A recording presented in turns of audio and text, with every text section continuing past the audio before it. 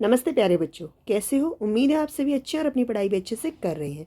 आज मैं आपको करा रही हूँ आपकी वर्कशीट नंबर 23। यह आपकी पठन अभियान की कार्यपत्रिका है जिसका विषय है हिंदी।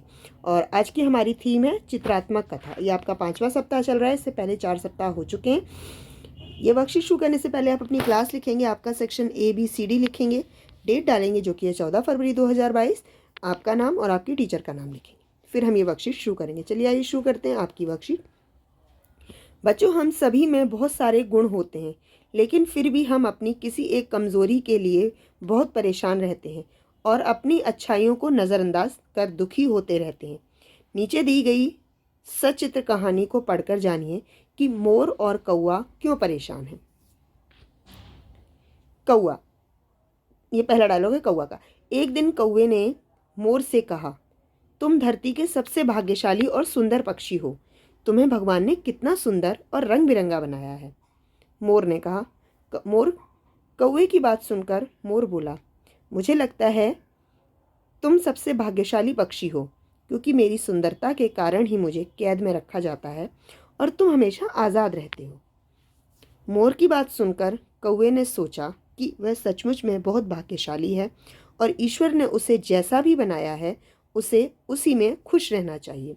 तो ये बात सच है कि कौवे को कोई नहीं पालता, कोई पिंजरे में नहीं रखता है, लेकिन मोर को पिंजरे में रखते हैं।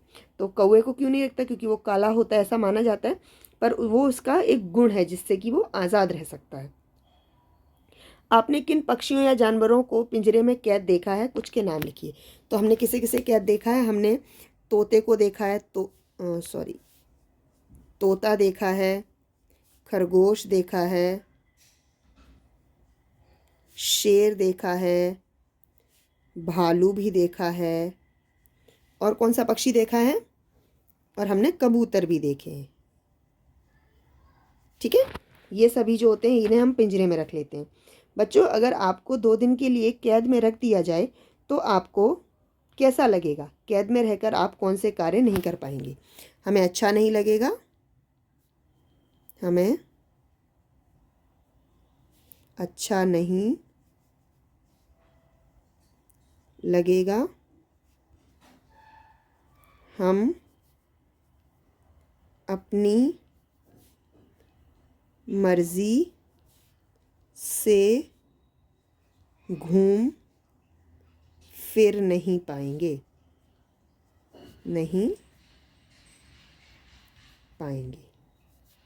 ठीक है। तो हमें अच्छा नहीं लगेगा, क्यों? क्योंकि हम अपनी मर्जी से घूम फिर नहीं पाएंगे। तो स्वतंत्र रहना सभी चाहते हैं, चाहे वो इंसान हो, चाहे जानवर, चाहे पक्षी। तो हमें स्वतंत्र ही रहने देना चाहिए। हमें किसी जानवर या पक्षी को कैद नहीं करना चाहिए। पेरेंट्स, आपके लिए सजेशन है कि बच्चों को बातचीत द्वारा बताएं कि हमें किसी से भी अपनी तुलना नहीं करनी चाहिए। प्रत्येक व्यक्ति में कोई ना कोई विशेष गुण अवश्य होता है और हमें उस अपने गुण को पहचानना चाहिए और अपने आप को उसके लिए भगवान को धन्यवाद देना चाहिए।